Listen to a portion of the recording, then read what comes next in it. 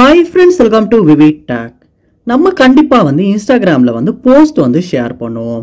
So இப்படி share பண்ண இந்த போஸ்ட்டுக்கு யாருமே கமெண்ட் பண்ண கூடாது அப்படினு நீங்க நினைப்பீங்களா இருந்துச்சுனா அந்த கமெண்ட் பண்ண முடியாம எப்படி அந்த போஸ்ட்டுக்கு மட்டும் ப்ளாக் பண்றது அப்படின்றது தான் இந்த வீடியோல பார்க்க போறோம்.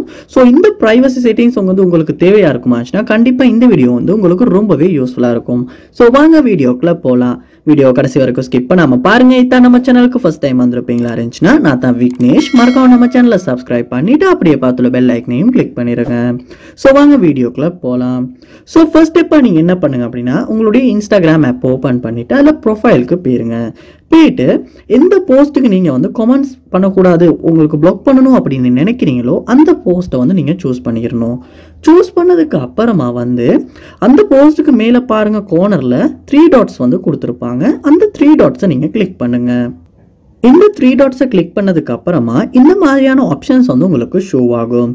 ஸோ இதில் பாருங்க டர்ன் ஆஃப் கமெண்டிங் அப்படின்ற ஒரு ஆப்ஷன் ஒன்று கொடுத்துருப்பாங்க. அந்த ஆப்ஷனை ஒருக்க கிளிக் பண்ணுங்க.